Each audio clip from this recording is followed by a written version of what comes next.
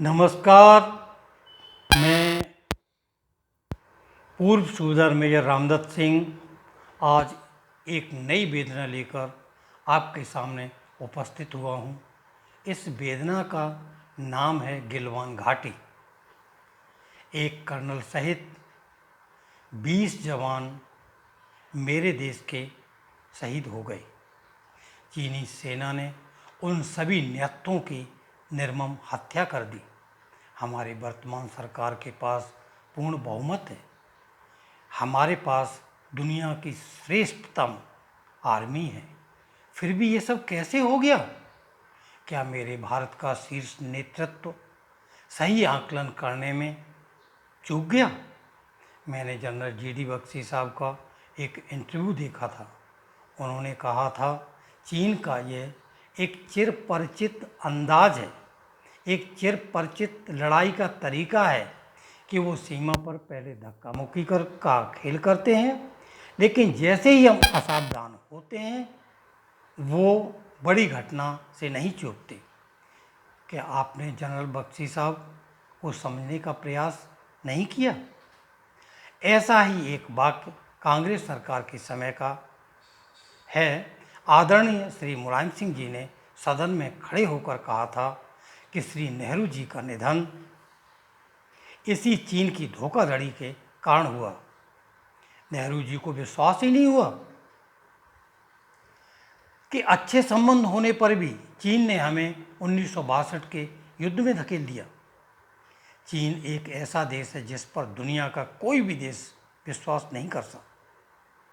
इतनी सब जानकारी के बावजूद भी हमने झूला डिप्लोमेसी की, भारी मात्रा के ट्रेड किए, उनके सामान से हमारे बाजार अटे पड़े हैं। क्या हमारे प्रधानमंत्री जी पर सवाल नहीं उठना चाहिए? पूरा देश सरकार के साथ है। हमें किसी तरह का इन चीनियों से ट्रेड नहीं करना है।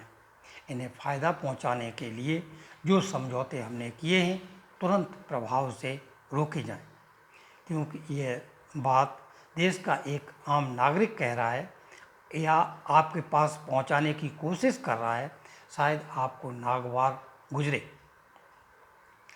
क्योंकि अब आप सुनने के आदी नहीं हैं जो देश के लिए घातक है। इन दुश्वारियों में भी आप चुनाव का खेल खेलने लगेंगे, सरकारें गिराने, चुने हुए एमएलए एमपी खरीदने का खेल खेलने लगेंगे। हम सबको लगेगा कुछ हुआ ही नहीं है, क्योंकि आप तो हमारे आदर्श हैं।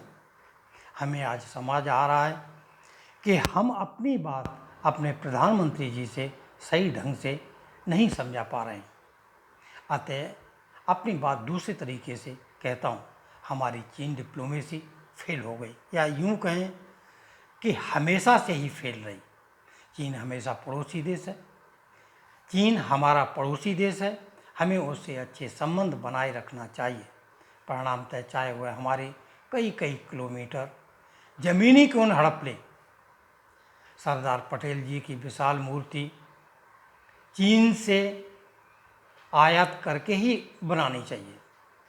हमें हर तरह का आयात चीन से ही करना चाहिए, क्योंकि उन्हें तो हमारे निर्यात की मंजूर नहीं है, उन्हें तो हमारा निर्यात पसंद ही नहीं है। सेना के जवान तो मरने के लिए ही होते हैं, इसमें नया क्या है? क्या हमें अधिकार है कि ऐसे प्रश्न हम अपने प्रधानमंत्री जी के सामने प्रस्तुत करें? क्या मेरी इन चिकनी चुपड़ी बातों से हम सबका, मेरे देश का भला हो सकेगा? यदि नहीं तो महोदय, इससे पहले कि बहुत देर हो जाए, देश का सम्मान बचाएं, अन्यथा कृपया कुर्सी छोड़ दें। आप एक कमज़ोर प्रधानमंत्री साबित हो चुके हैं।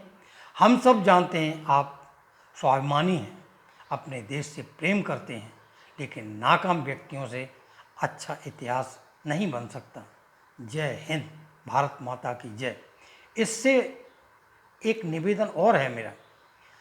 यह उद्गार एक पूर्व सैनिक के हैं, अतः किसी पार्टी या व्यक्ति से जोड़कर न देखें। निवेदन है, कमेंट करते समय भाषा की मर्यादा रखें। आपके सुझावों एवं विचारों का पूर्ण सम्मान करूँगा। धन्यवाद।